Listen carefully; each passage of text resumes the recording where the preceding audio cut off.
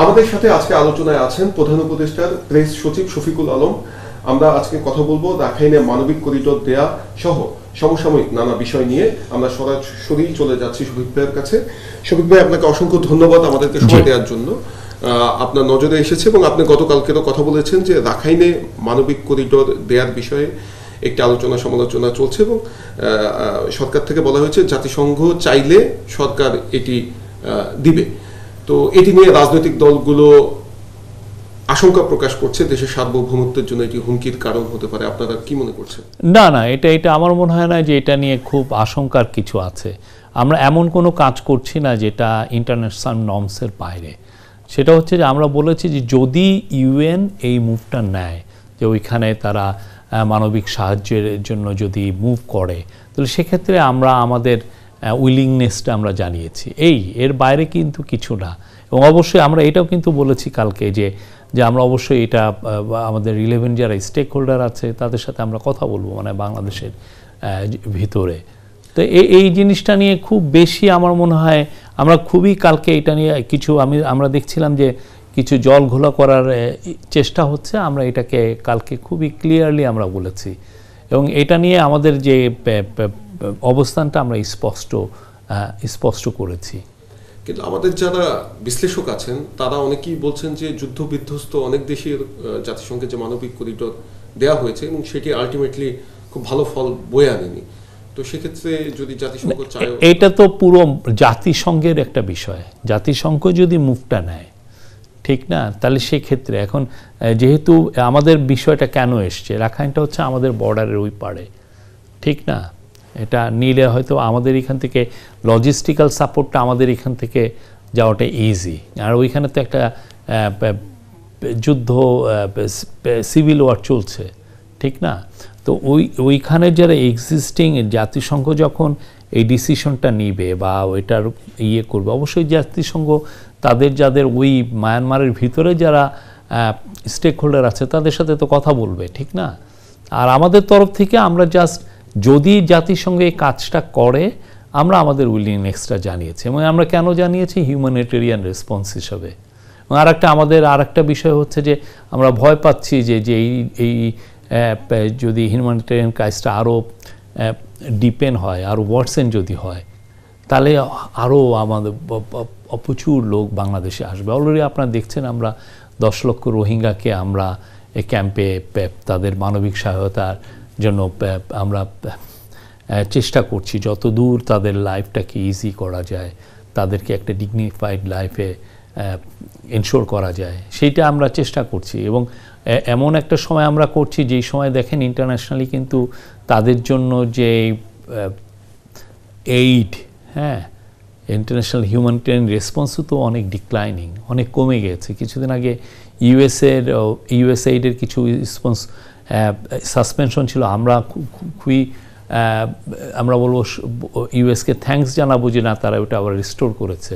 কিন্তু জিনিসটা তো ইট টেক্স, মানে এটা একটা বড় একটা বিষয়। তো যদি আবার আমরা 10 লক্ষ লোককে দেখছি, এরকম যদি আরও অনেক কয়েক লক্ষ লোক যদি আবার আসেন, কেননা তাদের তো ওইখানে একটা মানবিক একটা বিপর্যয় তো হয়েছে কিছুটা। শফিক ভাই, প্রধান উপদেষ্টা বলেছিলেন যে আগামী রমজান মাস নাগাদ এই আমাদের যারা রোহিঙ্গা আছেন তাদেরকে মায়ানমারে পাঠানোর উদ্যোগ নেওয়া হবে এবং একটা দৃশ্যমান একটি উদ্যোগ দেখা যাবে। কিন্তু আমরা দেখলাম যে সাম্প্রতিক সময় গণমাধ্যমে সংবাদ এসেছে যে এর মধ্যেও রোহিঙ্গারা বাংলাদেশে প্রবেশ করেছে। আসলে বিষয়টা না, উনি যেটা বলেছেন, উনি দেখেন এই লোকগুলো তো আশার বাণীটা শুনতে চায়। উনি আশার বাণী জানিয়েছেন, আশার কথা বলেছেন। এবং এটা বলার কারণ হচ্ছে যাতে আমরা এইরকম একটা ডিপ্লোম্যাটিক এফার্টসটা নিতে পারি, যাতে কিছু একটা মানে ওদের জন্য করা যায়। এই চেষ্টাটা যাতে আমাদের মানে আমরা যেন আমাদের সমস্ত চেষ্টা এই ইস্যুতে দিতে পারি, সেই জন্য ওনার এটা বলা। উনি কিন্তু তখন বলছে আমি আশা করছি, উনি কথাটা কিন্তু আশার উপর দিয়ে বলা, আশাবাদ ব্যক্ত করা।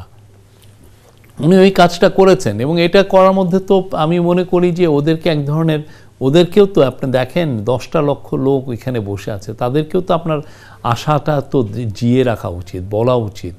এবং তাদের ওদের স্পিরিটটা ধরে রাখা উচিত। তো সেই জন্য এটা বলা, আর সেই অনুযায়ী আমরা আমাদের ডিপ্লোম্যাটিকগুলো আমরা তো চাই যে জিনিসটা আগামী বছর না, এই জিনিসটা যাতে কালকেই ওনারা চলে যেতে পারেন, ডিগনিফাইড ওয়েতে রিটার্ন করতে পারেন, সমস্ত ডিগনিটি সমস্ত রাইটস নিয়ে কালকে যেতে তারা তাদের নিজস্ব বাসভূমিতে ফেরত যেতে পারেন, এটা তো আমরা কালকে চাই।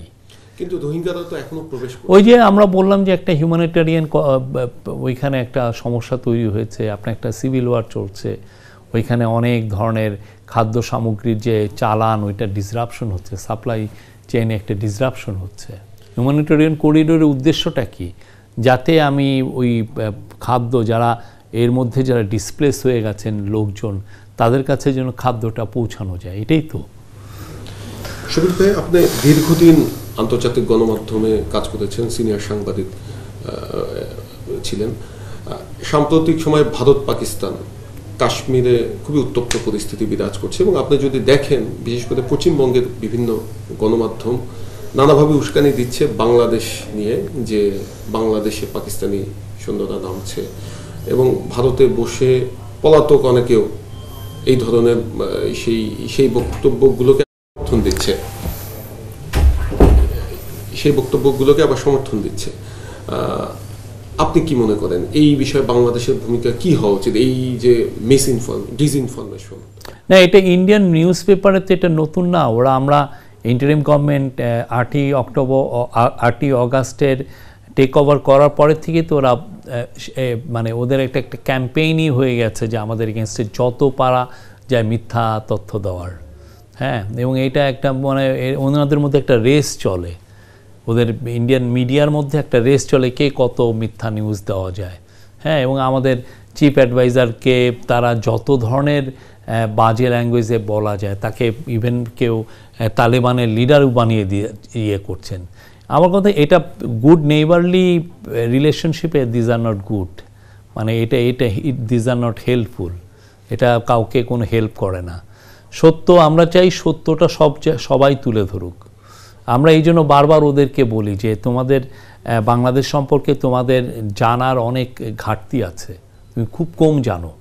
তুমি বাংলাদেশের জাস্ট খুব দূর, বাংলাদেশকে ঘিরে তোমাদের 2/3, আমাদের 2/3 বর্ডারটাই ওদের সাথে। কিন্তু আমরা দেখেছি যে ওদের ইভেন যারা জানাশোনা জার্নালিস্টদের মধ্যেও বাংলাদেশ সম্পর্কে তাদের জানাটা খুবই লিমিটেড, এবং বেশিরভাগই এই জানাটা হচ্ছে অনেকদের মিথ্যা দ্বারা জর্জরিত। হ্যাঁ, আমরা আশা করব যে তারা সত্যটা তুলে ধরবেন ইয়েতে। এটা সবার জন্য, এটা সত্য যাতে সবাই জানে, এটা বাংলাদেশের মানুষ হোক, ওই পাশের হোক। হ্যাঁ, আর যখন টেনশনের সময়, এই সময় আরও সত্যটা সবাই তুলে ধরা উচিত। এটা একটা জার্নালিস্টদের, একটা নিউজ পেপার, একটা নিউজ আউটলেটের একটা রেসপন্সিবিলিটি। সাম্প্রতিক সময়ে একটি সামাজিক যোগাযোগ মাধ্যমে প্রেস সচিব, সহকারী প্রেস সচিব তাদের আইফোন কেনা নিয়ে, সরকারি অর্থে আইফোন কেনা নিয়ে আলোচনা চলছে। সেখানে পক্ষে বিপক্ষে দুই পাশেই মতামত আছে। এটি কোন প্রেক্ষিতে কেনা হচ্ছে এবং আসলে এটি কেনা কতটুকু যৌক্তিক, আপনাদের ব্যাখ্যা কি? না, আমাদের কালকে সিনিয়র অ্যাসিস্ট্যান্ট প্রেস সেক্রেটারি এটা নিয়ে ব্যাখ্যা দিয়েছেন। আমি যেটা বলবো সেটা হচ্ছে যে আমরা যেটা করেছি সেটা আমাদের কাজের জন্য করেছি। হ্যাঁ, এটা কেনা হয়েছে আমাদের কাজের নেচারটা এরকম যে আমার এখন কাজগুলো যেগুলো আমরা করছি সেটা অনেক বেশি মোবাইল ফোন কেন্দ্রিক হয়ে গেছে। আপনাকে আমি কয়েকটা, যেমন ধরেন আমি ভ্যাটিকানে গেলাম, ঠিক আছে, ভ্যাটিকানে আমাদের কোনো টিভির অ্যাক্সেস দেওয়া হয়নি, কোনো এমনি ক্যামেরাও অ্যাক্সেস দেওয়া হয়নি, ফটোগ্রাফারের যে ক্যামেরা সেটাও অ্যাক্সেস দেওয়া হয়নি। তো আমার তো আমাদের চিফ অ্যাডভাইজার যে ওইখানে গেলেন, উনি যে অ্যাটেন্ড করলেন, এটা তো নিউজটা তো আপনাদের বাংলাদেশের তো মানুষ এই নিউজটা জানতে চায়, ঠিক না? বাংলাদেশের টিভি স্টেশন, বাংলাদেশের নিউজ, এটা আপনি কীভাবে পেয়েছেন? এটা হলো আমরা এই যে ফোনের মাধ্যমে দিচ্ছি। আমার যতগুলো বেশিরভাগই ছবি আমি তুলেছি এবং বেশিরভাগই ভিডিও আমার করা এই যে ফোনে। তো সেই জন্য আমরা আসলে এটা একটা ডিসিশনটাই ছিল যে একটা বেটার কোয়ালিটির আইফোন কেনা, যাতে আইফোনের একটা বড় অ্যাডভান্টেজ হচ্ছে এটা সিকিউরিটি রিলেটেডও একটা অনেক বিষয় আছে, সিকিউরিটি ফিচার ওদের অনেক বেশি। তা আমি যাতে এইটা দিয়ে আমি লিখতে পারি, আমরা যাতে ওইটা দিয়ে আমরা ভিডিও করতে পারি, এবং ওইটা হাই রেজলিউশন আমরা যেন ছবি তুলতে পারি। আপনারা যে পত্রিকাগুলো যে ছবিগুলো হয়, অনেকগুলো ছবি আমাদের এই মোবাইল ফোনে তোলা। তো এটা তো নতুন না, আমরা কিন্তু এই পুরো আমাদের ওয়ার্কের যে নেচার আপনি যদি দেখেন, পুরো নেচারের মধ্যেই আমাদের এই সিকিউরিটি ফিচারটা ছিল। এবং আমরা কিছু কিছু আপনি বলতে পারি যে আপনি গত প্রায় 9 মাসে যা আপনি ভিডিও পেয়েছেন, যত ফটো পেয়েছেন, তার অনেকগুলো ফটোই আমাদের এই মোবাইল ফোনে তোলা। হ্যাঁ, আরেকটা হচ্ছে যে কিছু কিছু মিটিংয়ে যখন ডিগনিটারির সাথে মিটিং হয়, ওইখানে আপনার ইভেন ভিডিও ক্যামেরা নিয়ে ঢুকতেই দেয় না, বা আপনার একটা ক্যামেরা নেই, এমনি স্টিল ক্যামেরা নিয়েও ঢুকতে দেয় না। তখন আপনি কিভাবে করবেন? তার নিউজটাই থাকে যে আমি আপনার মোবাইল ফোনটা নিয়ে আমি ওইটা করে মোবাইলে একটা ছবি তুললাম, ওইটা করে ওইখানে আমরা টুইট করলাম, ওইখানেই আমি লিখলাম, লেখা আপনাকে দিচ্ছি। এই পুরো আমাদের যে কাজটা, এই যে প্রেস কাউন্সিল প্রেস উইংয়ের যে কাজটা, আমার মনে হয় যে এটা আপনারা যদি আমাদের সাথে থাকেন একটা দিন বা 2-3 দিন, একটা সপ্তাহ, যে আমরা কিভাবে কাজ করি, তাহলে এই যে এইটা নিয়ে যে এক ধরনের ধোঁয়াশা তৈরি হচ্ছে, এটা চলে যাবে। দেখবে যে আমরা কিভাবে কাজ করছি। আর এটা তো সরকারি জিনিস, এই ক্যামেরা তো, এই মোবাইল ফোনটা তো নেই, আমার টেনিউর শেষ হবে, আমার মোবাইল ফোনগুলো আমরা জমা দিয়ে আমরা চলে যাব, তারপরে যে আসবেন তারাই নেবে। বাট এই কাজে এখন যে কাজ আমাদের প্রেস উইংয়ের যে কাজ, এতে এটা লাগবে, আমি বলবো যে এটা লাগবে। এবং ছোট অনেক কম মূল্যের মোবাইল দিয়ে এটা হয় না। অনেকে বলেন যে এটা তো কম মূল্যের মোবাইল দিয়েও হতো। তো আমার তো সিকিউরিটি ফিচার, আমি চাই যে এটা আমি কোথায় কাজ করছি, আমি বাংলাদেশের গভর্নমেন্টে হেড অফ দ্য গভর্নমেন্টের ওইখানে কাজ করছি, সেখানে আমার সিকিউরিটি ফিচারটা খুবই ইম্পর্টেন্ট। সেখানে এখানে কোনো লাক্সারির কিছু নাই, আমাদের অনেক কাজ আমরা করি। এবং আমি বলবো যে আমাদের 80 to 90% প্রেস রিলিজ আমরা লিখি এই মোবাইলে, আমাদের 50-60% আপনার ছবি আমরা মোবাইলে দিই। এবং আপনি যে ভিডিওগুলো দেখছেন, সেটা আপনাকে একটা উদাহরণ দেই, আমাদের টিম, আমরা ইউএন সেক্রেটারি জেনারেল গেলেন হলো কোথায়, উখিয়াতে, রোহিঙ্গা ক্যাম্পে। ওইখানে যেটা হলো যে আমাদের যিনি বিটিভির যে ক্যামেরাম্যান, উনি অসুস্থ হয়ে পড়লেন। আমাদের পুরো উনি ভিডিওটা নিয়ে, এটা ওনার ভিডিওটা আমরা যেটা করি যে বিটিভির ক্যামেরাম্যান দিয়ে আমরা ভিডিওগুলো করে সবাইকে দেই, সমস্ত টিভি চ্যানেলগুলোকে আমরা পাঠিয়ে দেই। তো যেটা হলো যে উনি অসুস্থ হলেন, তো কীভাবে হবে? তখন যেটা হলো যে আমাদের ডেপুটি প্রেস সেক্রেটারি এবং আমাদের সিনিয়র অ্যাসিস্ট্যান্ট প্রেস সেক্রেটারি, তারা তাদের আইফোন দিয়ে এই পুরো ভিডিওগুলো করলেন, করে আপনার যে ভিডিওগুলো সেদিন দেখেছেন সব ওগুলোতে তোলা। তো আমরা এটা আউট অফ নেসেসিটি আমরা এটা নিয়েছি, এটার মধ্যে কোনো লাক্সারির কিছু নাই। এটা আমরা, এবং আমি মনে করি সামনে এইটা যারাই আসবেন প্রেস উইংয়ে, আর আপনাদের যদি কারো এইটা নিয়ে যদি আরও থাকে, আমাদের সাথে আসেন, 7টা দিন আমাদের সাথে স্পেন্ড করেন, দেখেন আমরা কিভাবে কাজগুলো করি। এখানে জনগণের কাজ, টাকা নিয়ে আমরা কোনো লাক্সারি করার আমার কোনো ইচ্ছা নাই। দ্রব্যমূল্য নিয়ে যদি একটু প্রশ্ন করি, রমজান মাসে দ্রব্যমূল্য সহনশীল পর্যায়ে ছিল এবং মানুষ খুবই আপনাদেরকে ধন্যবাদ জানিয়েছে। ঈদের পর থেকে আবার দ্রব্যমূল্যর দাম কিছুটা বাড়তির দিকে। এখন আমার মনে হয় কালকেই তো বোধহয় আমি সময়ে দেখলাম যে চালের দাম কমেছে। চালের দাম কমেছে, মানে চালের দাম একবার কমছে আবার বেড়ে যাচ্ছে, মানে চালের বাজারটা স্থিতিশীল। আমরা তো ইন্টেন্সিভলি মনিটর করছি, আমার মনে হয় না যে খুব ম্যাসিভলি কোনো কিছু বেড়েছে। বাট আমাদের এটা দ্রব্যমূল্য অবশ্যই এটা আমরা ইন্টেন্সিভলি মনিটর করি। আমরা বরঞ্চ দেখলাম যে চালের দামটা একটু কমেছে, আর অন্যান্য কিছু কিছু, বিশেষ করে সোয়াবিনের তো আপনারা জানেন যে আগে সোয়াবিনের আমরা রোজার সময় আমাদের সোয়াবিনের উপর যে ট্যাক্স যেগুলো ছিল, হ্যাঁ, এআইটি, এগুলো আমরা উঠিয়ে দিচ্ছিলাম, একদম জিরো ট্যাক্সে আনতে, যাতে সোয়াবিনের মূল্যটা বাংলাদেশে আরও কমানো যায়, স্থিতিশীল রাখা যায়। এখন একটু বেড়েছে বিকজ ইন্টারন্যাশনাল মার্কেটটা একটু হাই। বাট আদারওয়াইজ আমাদের চেষ্টাটা আছে যে মানুষের জন্য কতটা সহনশীল করা, আমাদের চেষ্টার এখানে কমতি নাই। আইন শৃঙ্খলা পরিস্থিতি আগের থেকে অনেকটাই উন্নত, কিন্তু তারপরও দেখা যাচ্ছে যে বিভিন্ন জায়গায় মব জাস্টিস হচ্ছে, বিভিন্ন জায়গায় বিক্ষুব্ধ জনতা মারধর করছে, আর বিশেষ করে রাস্তাঘাট আটকে অনেকেই যৌক্তিক অযৌক্তিক নানাভাবে আন্দোলন।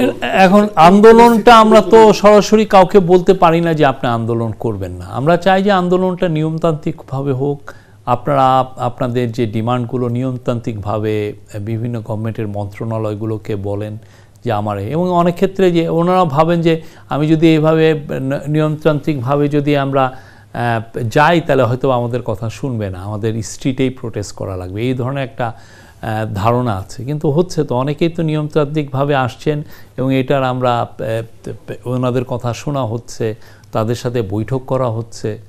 এই সবাইকে আমার মনে হয় জনদুর্ভোগ করে তো কারো কোনো লাভ হয় না, ঠিক না? আর এই গভর্নমেন্টটা আপনার কথা শোনার জন্যই আসছেন, এমন না যে আমরা রিজিড হয়ে বসছি যে আপনার কথাটা আমি শুনবো না। এবং আপনার এটা কথার মধ্যে যদি যৌক্তিক থাকে, আপনার ডিমান্ড যদি যৌক্তিক থাকে, অবশ্যই এই গভর্নমেন্ট আপনার এই ডিমান্ডগুলো দেখবে। এবং এটা আমরা দেখছি অলরেডি অনেকগুলো, দেখেন আউটসোর্সিং নিয়ে ওনারা করছিলেন কিছুদিন আগে, তো আউটসোর্সিংয়ের উপরে একটা বড় ডিসিশন এসছে।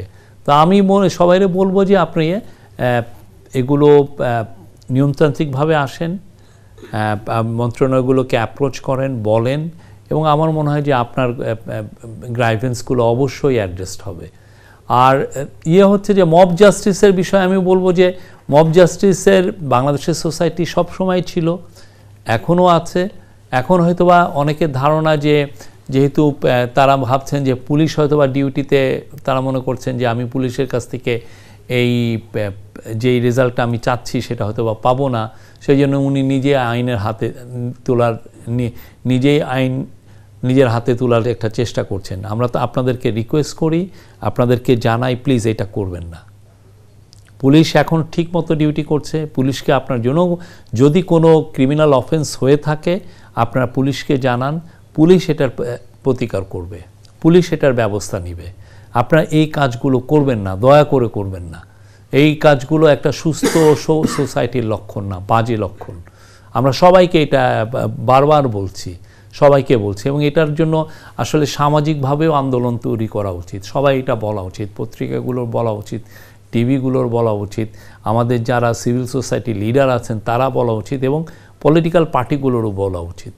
অনেক ক্ষেত্রে দেখা যায় পলিটিক্যাল পার্টির গ্রাসরুটের লোকগুলোও এগুলোর সাথে জড়িত হয়ে পড়ে, নিজের আইনটা নিজের হাতে নেওয়ার চেষ্টা করেন। কখনো এটা করবেন না। আরেকটি বিষয় হচ্ছে জনপ্রশাসন নিয়ে। জনপ্রশাসনে শৃঙ্খলা এখন পর্যন্ত পুরোপুরি ফেরেনি, এবং অনেকগুলো মন্ত্রণালয় ভালো কাজ করছে, কিন্তু অনেকগুলো মন্ত্রণালয়ের কাজ এখনো অনেক স্থবির। কিন্তু আমাদের ধারণা হচ্ছে যে জনপ্রশাসনে ফিরেছে অনেকাংশে। আপনি তো আগে আমি যে পত্রিকাগুলো যে রিপোর্টগুলো দেখতাম যে এগুলো নিয়ে, সেটা তো আমরা দেখছি না।